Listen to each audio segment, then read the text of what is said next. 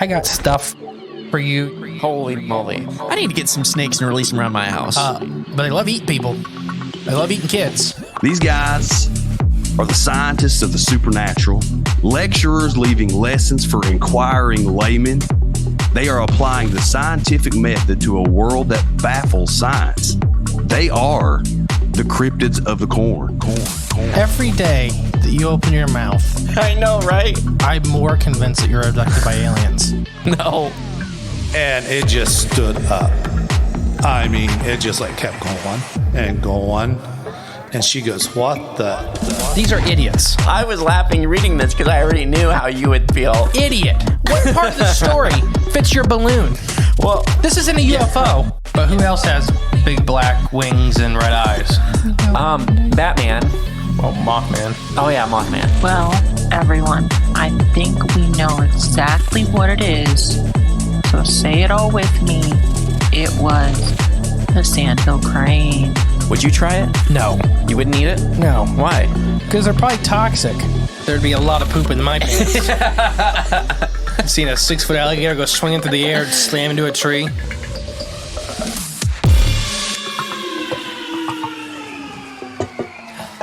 Hello, and welcome back to Cryptids of the Corn podcast. I am the great and powerful Mr. Ree. And I'm J Clone 10.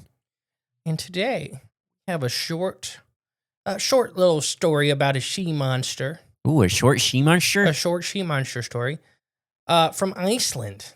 Ooh. So this is one that's interesting. Is Iceland in the Arctic Circle? Yeah, Okay. some of it is, I believe. Okay.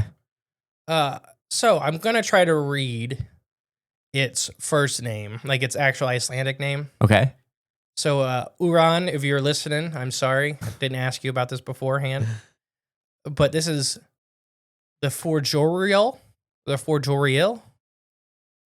or the Shore Laddie. Oh, I like that name better. That's the rough English translation. Or the Shore Laddie. So is he from like Ireland originally? A Scandinavian, so it's a Scandinavian language. Okay. They spread out through all those places. Well, the laddie word, that's always Irish to me. Is it? Yeah. Is that accurate? I don't know. In my brain, it is. And I'm using an article from SG Taz because this is all the information I could find on it. Ooh. I went through tons and tons of stuff. There's not a lot on this thing, at least in our versions of the internet. Gotcha. Even the Monster Museum of Iceland Sea Monsters use this person's work, this Taz. And this is all you can find? And the Cryptid Wiki was all their work also. Oh, wow. So, at least page 8 on Google, 99% of it was her, or I think their work. Okay. It was the same thing, copy and pasted Okay. from their website. Yeah. All right. Well, let's figure this out. There's not much to it, but it's really cool. So, one of the most, did you know that most of Norse myths were now I can't talk today. Yeah. What's going on? Tongue-tied. The Norse myths we know and love were not written in Scandinavia, but in fact were written in Iceland. Ooh, they started up there? Mm-hmm. But it's true. Apparently, Iceland is one of the most literate countries in the world. And they took charge in writing down the stories of Odin, Thor, Loki, and the rest. So, yeah, this is a big thing with a lot of Norse mythology and stuff like that. It was a lot of oral tradition, and a lot of it got lost. Yeah. So Iceland was the big charge of putting all that stuff down into writing. Oh, okay. I was say bring it back or recounting it. No, or what? as writing down their religions and their thoughts. Yeah. Well, I know, doesn't Iceland have one of the hardest languages to learn? I'm pretty sure. I had one of my Spanish teachers in college was Icelandic. Yeah. He spoke 15 or 16 languages. Oh my gosh. Because Icelandic is extremely hard to learn, and there's 2 versions of Icelandic language. Oh my gosh. Okay. And he was trying to explain it to us. There's a kid's version. That's complicated. Best is slang. Right. Yeah. Like ours, we have that. But if you're an adult and you talk like that, they're going to look at you like you're dumb. Right. Yeah. And they're both extremely hard to learn. Okay. So that's why he learns so many languages, because he's everything else is so much easier. Right. Yeah. This is easy after you do this. And he's and explaining root languages and stuff like that. When you learn French or you learn English, how many languages are built off of the same alphabet or the same core symbols, Right, or yeah. whatever. It's funny you say that, though, that a lot of that originates from Iceland. Because I remember seeing this documentary about us, modern man now, are, current inhabitants of the earth, but that people came from the North Pole and spread out their knowledge from there, that point, and out throughout the rest of the world as the world thawed out from the Ice Age or whatever. It was just this really cool I've heard similar things. It was this cool documentary about it, and I when I first watched it, I was really fascinated, and then I wanted to go back and rewatch, and I can't find it anymore. Would that be like giants or what? I don't know if it. No, I don't think it was that. Just that's where, when the world froze, there was a place of refuge up there. I think that's Berriman's Law. Yeah, I don't know for sure. I mean, that's why giants. I mean, that's one of the biological things why giants would make sense up there. Just to stay. Is Bergham's Law, something like that. To stay what?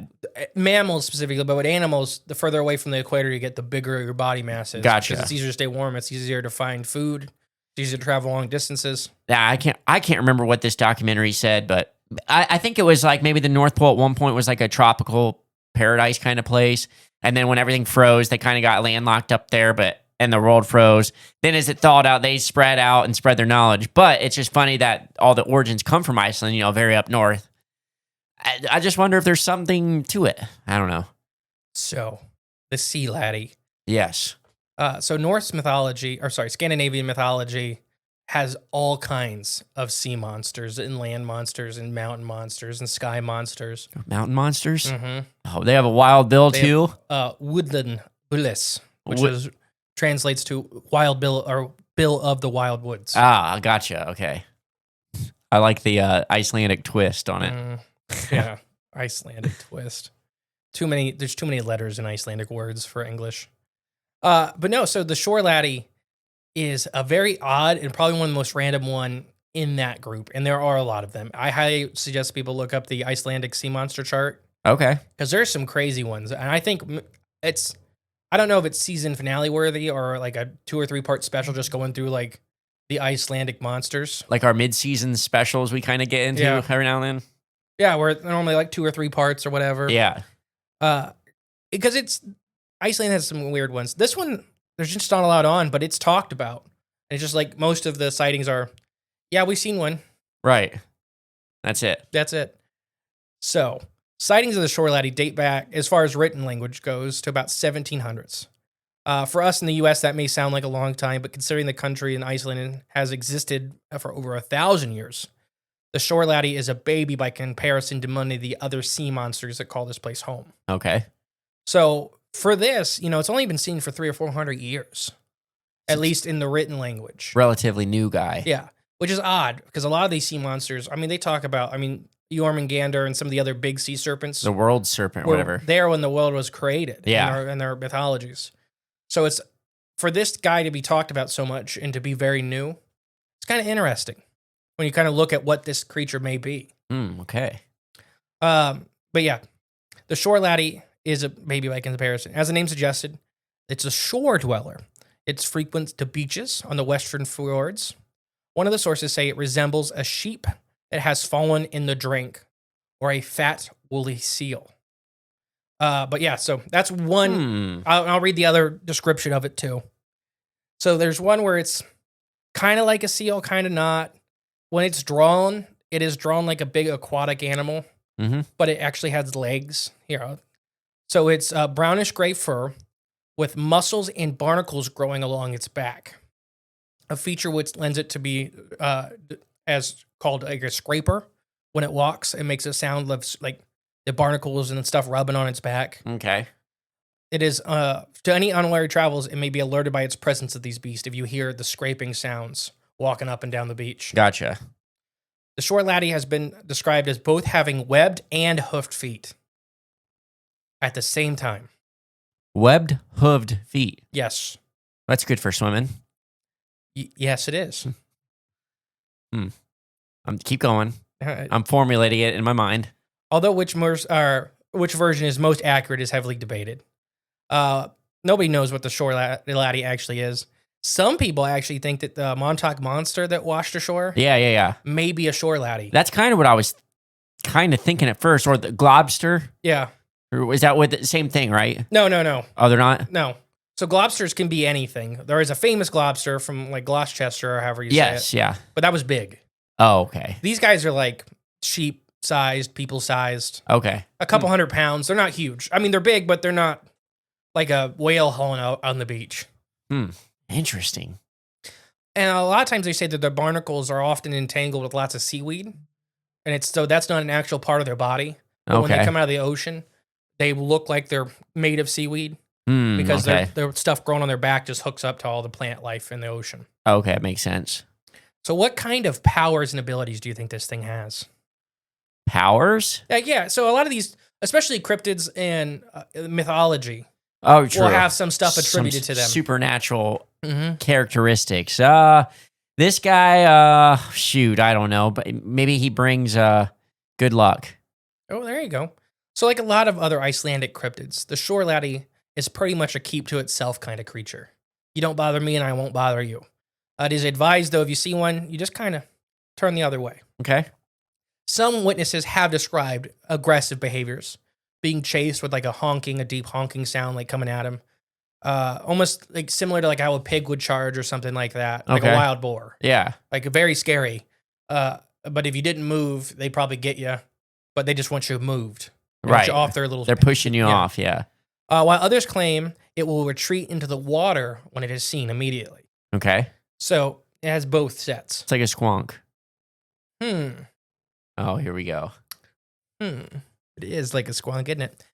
In fact, the only power or ability this thing has said, other than having the raw hubris to exist in the first place, like the squonk, it can choose to impregnate sheep during mating season. And this will result in deformed lambs. Yeah, that's kind of a freaky quality. Now, we can come back to that if you'd like. Not a super useful or fun ability, but you have it. This thing gets blamed for deformed baby sheep. Oh, okay. Well, that explains that. Do you want me to go into that now? I'm guessing it's just behind it? Kind of a folklore. Yeah. So what happens in these sheep herds, what can happen in these sheep herds, especially in islands and stuff like that, in these cultures that are very spread out. You can have inbreeding inside of sheep herds, and the more inbreeding that happens. So it's called straight line. Have you ever heard anybody talk about straight line breeding? That's inbreeding in animals. Okay. That's the fancy term for it. Oh, okay. That's called straight line breeding. Is that what they do with dogs to get certain characteristics? Yes. And then now they're like unhealthy, like bulldogs? It's called straight line breeding. Oh. And depending on like what animals it is, you can do it one time with no real threat, and then but if you do it again, then it, problems go up.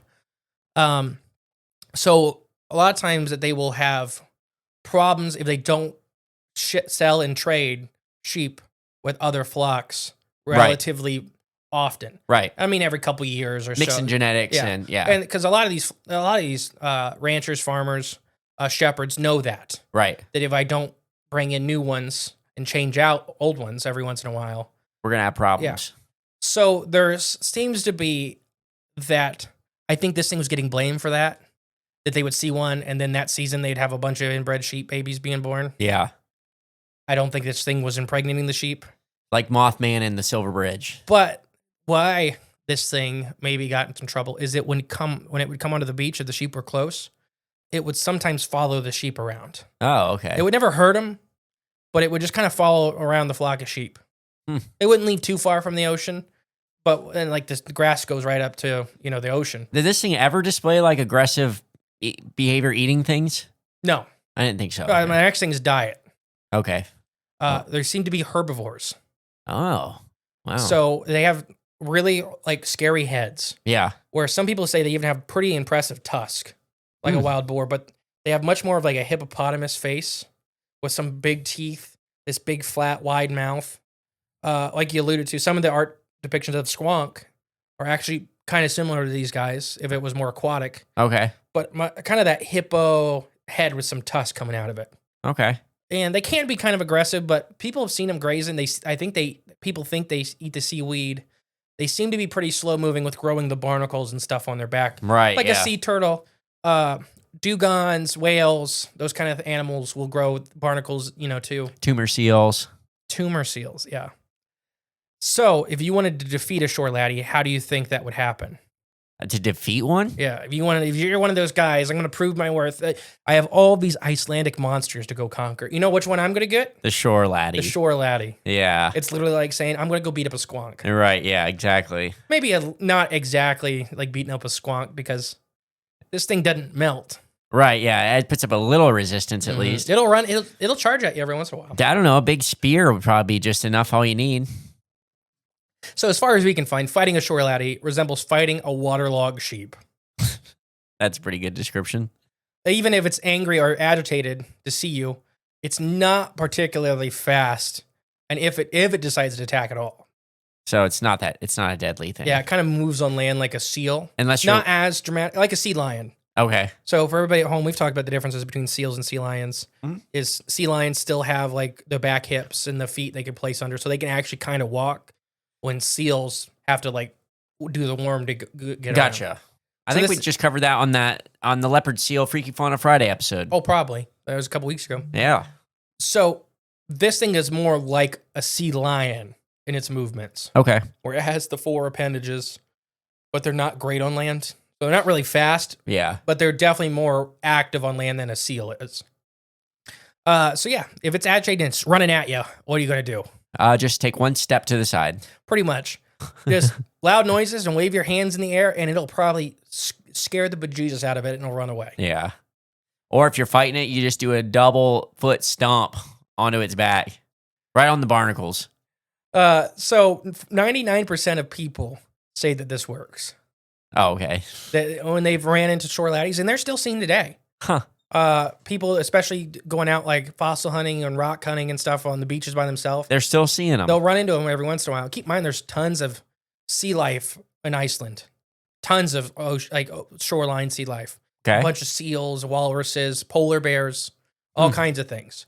And every once in a while, people still see The shore laddie. shore laddies. But so people say the 1% of people that has an aggressive attack, say the creature will kind of just puff up and do the threat displays. And then if you keep challenging it, it'll leave. And they even tell people not to worry because it's a vegetarian. It does make they say it makes one very disturbing exception to being a vegetarian, though. What's that? Pregnant women. Oh, okay. It said it will actually been recorded instances of such thing. In fact, one of the tour guides swears at vicious rumors and reports of the aggression, claimed to have encountered one when he was 14. According to this reports, it seems that a terrified human could not get away fast enough, that it was trying to get one of the pregnant women in the group. That's kind of crazy. Again, I think that maybe just Part folklore. attributing reactions to, it's because she's pregnant. Right, yeah, true, yeah. Because unless there's some like hormonal thing she's letting out, pheromone, why else would it? Yeah. No, I mean, this thing is cool. I mean, it's still seen. I got ideas of what it is. Ooh. But before we get into that, Yeah. once again, we'll do our sponsors. Flavors of the forest. Bigfoot breath. Garlic seasoning with a hint of salt. We've been. We can't talk today. No, I can't. But we've been. They've been our sponsor of our show. Like 2.5 years now. Yes, and I tell you what. I mean, I sing the praises for this product enough, but it truly is. If you like garlic powder, this is the best premium ingredient for quality and just taste in general. It really is the best garlic powder option out there that you can buy. And it goes a long way because you don't need as much because it's so strong. But it's pure garlic. There's no chemicals. There's no filler. There's nothing. So it's good for you. And it lasts a long time because it's freeze-dried. Flavors of the Forest, Bigfoot Breath. And it's all garlic seasoning, and they got all sorts of different flavors to choose from that enhance every single dish you can even imagine. So flavorsforest.com/corn to get you a bottle. Remember, take a kid fishing. Join the the junior anglers. No future. No, I was right, finally. Yeah, you've actually got it right. Future anglers of Indian Lake, Ohio. Yes. The links are below for all this amazing stuff. Check them all out. Support them if you can. All right, you ready? Mm-hmm. So what do you think this thing could be? What do you think a shore laddie is? Well, the hooved The webbed hooved feet. That's very important, or it's not. What if it is just it is just a sheep that went feral and lives an aquatic life? Here you go. So sea haggis is the first thing I have. Ooh, a sea haggis. The AI, they always do these videos of haggis in their natural habitats. What's a haggis? Haggis is a dish. Oh, okay. I believe a Scottish dish. Okay. Where it's sheep stomach. Oh, that's right. Stuff with other organ meats. Yes. Yes. And I hear that it's very delicious, but the smell is very strong. One of those foods. Like I've had nice cheese like that. Fair. Where the cheese is horrible to smell, but a very tasty cheese. Interesting. But yeah, so waterlogged sheep. You just think people from distance see a sheep that maybe rolled off a cliff, landed in the water, and just it's coming out. Yeah, maybe. That's an option. Yeah, it lives in aquatic. You know how pigs go feral? Yeah, there you go. When sheep go feral, they truly are an aquatic species. They go back to the ocean. Yep, immediately go back. They get the barnacles and the web feet. Start devolving instantly. Yep. Touch the water, turn back to fish. Get tusks. That's sheep. Simple. I love it. There we go. I won't even read the rest of them because you got it. See you next week. See you next week. Bye. Yeah. No, it's the waterlogged sheep. Sure, from a distance, maybe. Maybe, yeah. I don't know. Probably not. A lot of these people see these things really close. So Iceland is amazing. It has, I think, right around 77 species of mammal. Okay. And most of those are marine mammals. Oh, wow. Okay. The land mammals, there's a lot of domestic cows and horses, Icelandic horses. But there's polar bears, Arctic foxes, mink, weasel. I'm trying to think of any other. And caribou. Marmot? Reindeer. Any marmot? I don't think there's marmots. Okay. But reindeer are pretty much your only big land mammals, and hares. I think there's Arctic hares too. Okay. The rest of that 77 is marine mammals. Wow. Including a plethora of seals. Ooh, you think this is a seal? Now, no and yes. So depending on which description of the sea laddie you get, or the shore laddie, I'm sorry. Yeah, shore laddie. Is, they have white woolly fur, like a sheep. And some of them are described as not having that whatsoever. There's like 2 or 3 animals that may be getting called the same thing. So it's an umbrella term, could be. Yeah. I kind of think it is an umbrella term. So one of the animals I think that could be getting mistaken for a shore laddie are baby harp seals, which are native to Iceland. Baby harp seals? So harp seals and harbor seals, and they have hooded seals too, which we'll come back to hooded seals. And walruses are kind of a lot of their sea lion or seals. The baby harp seal, though, is the famous one. Okay. That is white and fluffy as a baby. Okay. And you see them on the ice sheets and all that stuff. But this is the, more western part of Iceland. So there's a chance that maybe people are out walking in the morning and they just see this. I mean, they're fairly big, but they're fluffy and they're white. But they can be kind of dirty. They go in the ocean. They come out of the ocean. Right, yeah. Mom's normally off getting food and the baby tries to hide. And if you get too close, they may just jump in the water. So all you've seen was this big white fluffy thing. Like it looks like a sheep. Right, yeah. And it jumps in the water. Yeah. So there's a chance that that's some of these sightings. Could be one, yeah. Because some people really talk like the shore laddie doesn't really let you get close. It's a skittish animal. It's very skittish. But a lot of the seals are very skittish because they still have an active hunting policy on seals. Gotcha.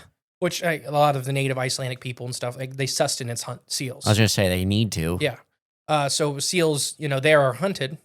So they're traditionally more skittish of people. Makes sense. So you're not I'm not seeing somebody's walking up 10 feet from a baby harp seal and looking down and being like, oh, that's a shore laddie. Right, yeah. What, 50, 60, 70 feet away, you just see this white thing dart into the water real quick. And it's a shore laddie. Well, especially if you've heard that they're white and fluffy like a sheep. Yeah, exactly. Another thing that goes back to this is that seals and sea lions are famous for falling in love with livestock. Ooh, okay. Specifically, sheep and cows. Didn't we talk about an elephant seal in Australia? They'll go 800 miles upriver every year for breeding season because he loved all these cows. That's insane. And he'd fight cars and stuff like that. That's insane. And then New Zealand has an elephant seal too that's what's his name, Nate or something like that.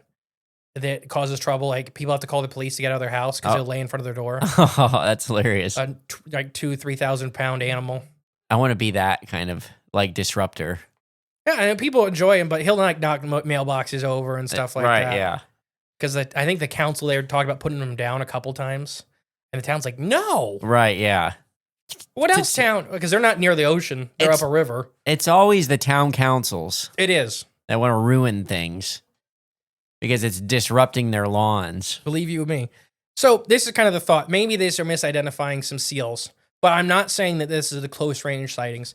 But if you're out and you see something in your flock of sheep that's hopping and wobbling and, jumping around out there, and you know it's not a sheep, Yeah. and you get close and it darts back off in the water, that may be some of the shore laddie myth. Right. And this could be why a lot of this didn't really pop up until the 1700s. Because the native peoples were much more acquainted with the wildlife. They're aware of what Yes. it is, and Because they directly depended on it more so than modern day. then now, absolutely now. Because there's almost no farming in Iceland as far as crop farming. Okay. So it's meat. Like a lot of your diet is meat. If you watch any of the shows with like Icelandic culinary stuff, that's a lot of meat, fermented meat, dried meat, because that's what you got. Seal blubber. I mean, yeah, they chew on it like bubble gum. Ooh. Probably be good. I told you about Frank with the seal's eyes in Alaska. Yeah, didn't they say like gushers or? Kids beg for them because it's the jelly in the eye is like super sweet. Oh, really? So it's like a treat. Oh, I have to ask my dad. Wonder if he tasted his eye jelly. When his eye exploded? Exploded and he had it in his hand.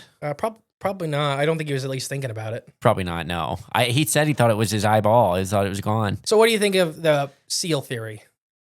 I mean, the baby seal, baby harp seal? Yeah, I think that could be one of them too. So another one to add on to this is another type of seal. It's called a hooded seal. So it's think of a small elephant seal. Okay. Where they got the big, not as dramatic, but they puff up a big nose like a hood. The proboscis. Yeah. Yeah. It's not exactly their nose that hangs down like an elephant seal. It's a space on their skull that they inflate. Like a turkey's it's called a snood on a turkey. Yeah, turkey snood. It's like kinda, but they puff it up with air. Turkeys do that with blood. Oh, okay. They do it with air? Hooded seals do it with air. Really? Mm-hmm. How do they get air up there? It's in their nose. It's part of their nose. It's part of their nose still. Okay, makes sense. So they puff it up and it turns red and they hang it out. And I do think they maybe flush blood to it to turn it red. Oh, but it's not full of blood. Right. It's an air sac, essentially. Yes. And same thing with elephant seals is they do puff it up a little bit, but a lot of theirs is muscle. air and muscle. Yeah. Like they just make it bigger. Okay. Now, when you're doing the motions above your head, I'm just thinking it coming out of the top of its head. In between the eyes and the nose. Right, yeah. When an elephant seals is at the end of their nose. Well, I'm just picturing someone that like has a bubble on top of their head and they can blow it up with air. Like how? But it's still part of the nose. Makes sense. The nasal cavity is huge. It's like plugging your nose and blowing it up. I don't know. Kinda, yeah. So these guys generally are also extremely timid. They're still hunted. The exceptions are they are darker colored. They can almost be black and brown. They get mottled fur. Okay. They will chase people in breeding season. Okay. So that could be some of the more aggressive encounters. But how do these explain the hooves and the barnacles? They don't. Okay. Fair. Good answer. They don't. So the next one. So I was just adding on that there is another odd species of seal there that does odd things. Okay. Especially, I think some of the more last 100 years are much more tourism-based sightings. So I think it's less people that are maybe familiar with wildlife. Because one of the places when you go to Iceland, you stop, there's a museum called the Sea Monster Museum of Iceland. Mm-hmm. So that's one of the first things you do when you get to Iceland. You got to see them sea monsters. And they have a big thing about the shore laddie. Gotcha. Okay. So that's kind of in your head. Yes. So if you have a scary encounter with an animal, you don't know what it is, and it looks weird. I remember it's a shore laddie. Yep. You know, it was on the shore. It honked at me, chased me a little bit, and I ran into the ocean. Right, exactly. Shore laddie. Another one. Now, this one's weird. So, a hoofed, webbed animal. Right. So, manatees, dugongs, and sea cows have their toenails still exposed, their fingernails still exposed, and webbing in between them. Okay. There are old depictions in the Atlantic of sea cows and manatee-like animals coming onto land and basking like a seal. Now, with the East Indian manatee, like the one we have in Florida, and the Amazonian manatees don't do this. As far as I know, I think they can kind of, like when they're little, pull themselves onto the shore a little bit to eat. And even when they're bigger, they can a little bit. But there's a lot of artist depictions from like the 16 and 1700s before they really started killing a lot of them. Yeah. That manatees, some species of manatee would come onto land. Not like great distances or anything like that, but these little hops and lay on the beach like a seal would and then crawl back in. Great. Or, what's the word? In the sun. Basking. Bask in the sun, yeah. So they have the webbed hoofs. You know, from a person that doesn't know what they're seeing, they have these big, thick fingernails. Right, yeah. With webbing in between them. Right, yeah. So they look like a hoof, but they have webbing. They can grow stuff like barnacles and seaweed and all plants on their backs. If they're moving slow enough. Yeah, it depends on which things they're doing. But even dugongs that are fast moving grow a lot of plant material on their Oh, back. really? Yeah. I didn't know that. Their backs will be green. Yeah, like a loggerhead snapping turtle. There you go. Sure. There's a reference for you. But so what if this is a mysterious species? I don't know if it's baby stellar sea cows or because we talked about there seems to be an Atlantic species of stellar sea cows. That's like missing. Yeah, that's missing. Yeah. And that there were depictions all crossing the Atlantic from the 14 to the 1800s of these random islands that would have manatee-like animals, not sea cows, manatee-like animals from the Arctic all the way down to the tropics. Huh, okay. So they used to just assume they were manatees, the East Indian manatees. Yeah. Or sorry, West Indian manatees. Yeah. They would just assume that they were them out in the ocean and we just never found them again and that the sailors ate them all. Which probably happened. I mean, they probably happened, but Yeah. I don't think it was West Indian manatees. I think it could have been the Atlantic Atlantic oceanic version. manatee. Right, exactly. And I think there could be the cold, like maybe colder hardy. So that there may still be sightings of these guys, or they maybe were pushed up there in the 1700s due to whaling. Last refuge. Yeah. Yeah. Because that's when the height of whaling. Right, yeah. The Oh, 16, yeah. 17, 1800s. Oh, yeah. We need So when did lighter they- lamps. Yeah. When did these guys pop up? When did this, pop up over there, the 17, 1800s? So what if this was a small population of these Atlantic island manatees that were just trying to seek refuge? Yeah. They're being persecuted essentially. Their last so place. they're running somewhere. Right, yeah. Because the Atlantic current drops them off there. Okay. So there's that big current that circles the ocean. They could have got hunted in their secret seagrass patch and got pushed out. Yeah, and now they're there. I could see that. Yeah. And there still could be some out there. So the Atlantic, and we talked about that actually in our Bermuda Triangle episode, where the Atlantic Ocean will literally have miles of seagrass pop up, like lifting ships out of the water. And these guys will be stuck on them for days until they sink and disappear again. Wow.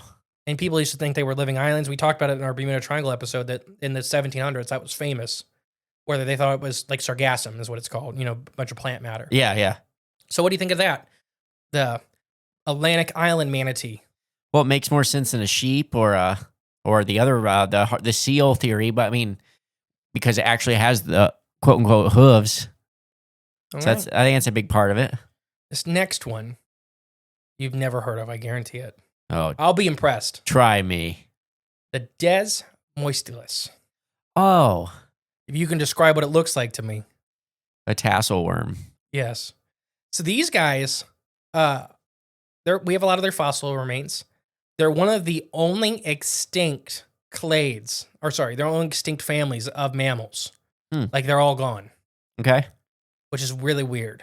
For that entire clade. Yeah. Like, for example, what's another clade? Well, here, let me make sure I'm saying that right. Okay. I'll just read you some facts about these guys. Okay. But these guys look like ocean hippos mixed with a seal. Well, that kind of fits the description, They doesn't it? literally have hoofs. Like they have long fingers with these big hoofs on the end. Yeah. They have webbing in them.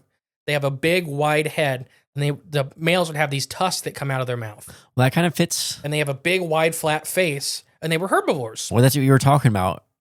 Huh. Yeah. Isn't that weird? It is kind of weird. And they were shoreline animals. They would swim out into the ocean to feed on like marine grasses and stuff like that. Then they'd bask on the banks. Like shore laddies? Like shore laddies. Odd. They like shallow coastal waters. And their fossils are found all the way from Alaska, like the Alaskan Peninsula, Canada, and the United States all the way down to Mexico. These guys were like hot water just as much as they like cold water. Right. It didn't really matter. Yeah, they were more like orcas in that sense. We'll talk about their extinction because it was really weird. On average, there were several species of these guys. Desmoistylus is how I pronounce it, but it's like Des, D-E-S, most, Y-L-U-S. Okay. Mostylus? Desmoistylus? Yeah, maybe. I don't know. Yeah, I mean, it's a scientific name. It doesn't matter. Doesn't matter. So these guys were odd. On average, there were several species, but the average species was about 9 feet in length, 4 feet tall, and they were very dense. They were more like a hippo where they'd walk along the bottom. They could swim. They had these big paddly hands and flippers. They would look very uncoordinated on land, like a sea lion. Yeah. But they could go, I mean, not quick, but they could move on land pretty good. If they needed to. You could outrun one. Okay. But if they could, they would make a beeline and get back to the ocean pretty fast. Kind of like an alligator or a crocodile? Yeah, I think they could stand up like that, but their bodies are much more designed for aquatic habitats. But if they wanted to run really fast, like short bursts, they could. So it's an extinct genus. It's a genus of herbivorous mammals. Okay. That lived from the late Oligocene to the Miocene. They were massive and heavily built marine animals, and they belonged to the family Desmoistylidae. There was a particular animal that was interesting appearance and has no living descendants. This makes it difficult to trace lineages and describe many of its habitats in details, because a lot of what we do with paleontology is look at living animals, right, and say, okay, well, this is a living similar thing. But I highly suggest you guys look at them, because I'll show you a fossil of one. Oh, cool. So it's like a mini hippo seal baby. Yeah. Interesting. But these guys, the genus are herbivores. They lived between 28 million years ago to 7 million years ago in conventional time scale in the Pacific Rim, North America, Asia, South America, and the Arctic. Nobody knows why they went extinct. It's kind of a mystery. Okay. They were competing with animals like the giant marine ground sloths when they went extinct and stuff like that. There are many ancient whales. They have these guys in their belly. Oh, cool. Megalodons would eat them. They were pretty big. Their genus name means chain pillar, referring to their cylindrical alignment of their back teeth. They are large creatures similar to hippopotamuses in appearance. The largest member of the genus was 9 feet in length, 4 feet tall, and weighed 3,000 pounds. So short and heavy. Yeah. But they had some smaller relatives. Okay. They had a short tail with 4 powerful legs that ended in hoofs. Webbed hooves. They had webbed hoofs. This is one of the few animals I could ever find in the fossil record that had webbed hoofs. It's just a weird term. Oh, it's it. They are primarily marine mammals. They adapted to allow them to spend most of their time in the water. There are some evidence suggested they would even spend their time out in the open ocean for extended period of times, coming to land very rarely. Okay. So another thought I had reading all this stuff and looking into these guys is the shore laddies may be their babies of the big ones. And like the nursery areas. Yeah, did they have to stay on land for a little bit? Because walruses do this. Walruses, as adults, almost spend their entire lives in the open ocean. Right. They almost never touch land. The only time they do is when they're breeding. Babies, yeah. Because they have babies. Right.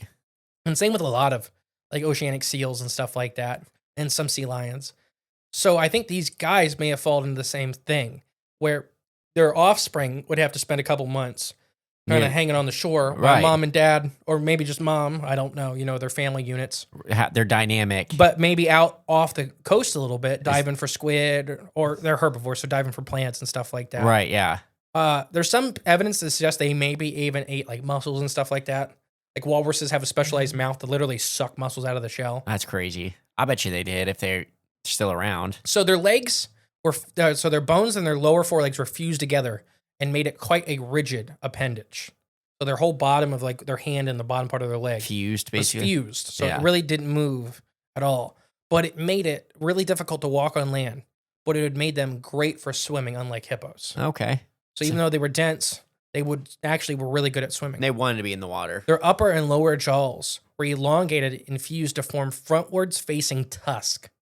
They use these giant shovel-like appendages to get to plant matter. And dig up plants and whatnot. Yeah.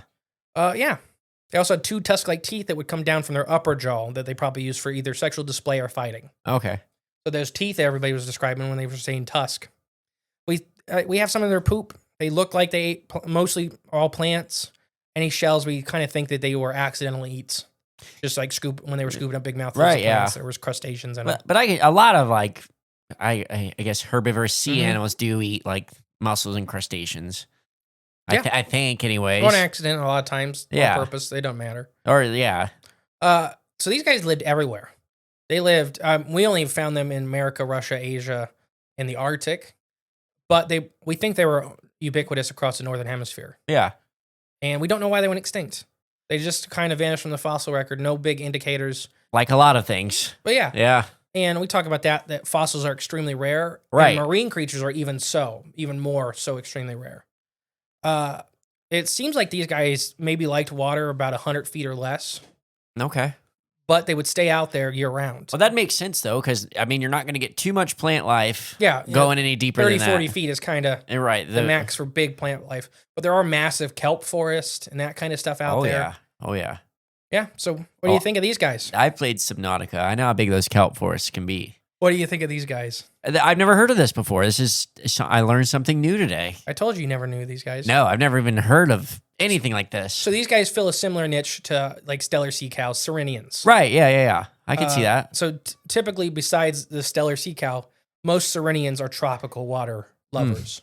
This may be the cold water. Maybe I don't know. Maybe the flood made all the shallow areas rare, so they got hunted to, like, you got bottlenecked, and now that this is just all that's left. Yeah. So they blame competition for their extinction, but it really only makes sense in their southern ranges. Okay. Because there's even the giant aquatic ground sloths and the Sirenians, like manatees, really didn't go north to the cold waters. So they wouldn't be hunting them up there. Or they wouldn't be on the menu. They wouldn't be competing. Right, yeah. Okay. Because that's what a lot of people blame their extinction on, is competition. Okay.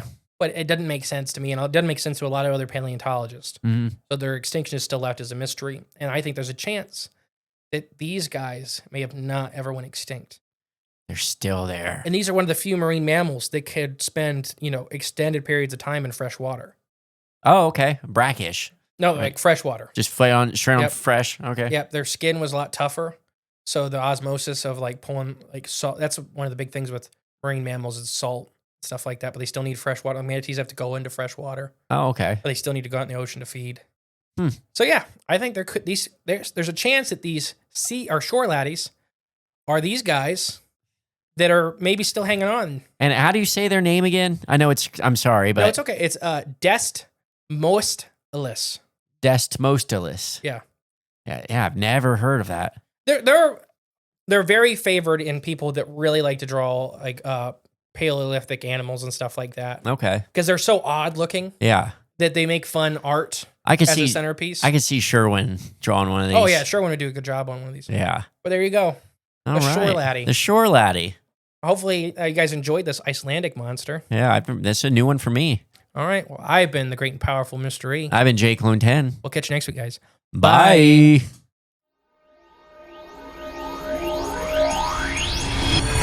Hey guys, thank you for listening to Cryptids the Corn podcast. Remember, the best way to support the show is share it with a friend. But if you are craving more of the J clones and more from Mr. E, there's always extra content on Patreon and our paid member space on cryptidsofthecorn.com. We'll catch you next time with more exciting, fun, and informative information. Bye.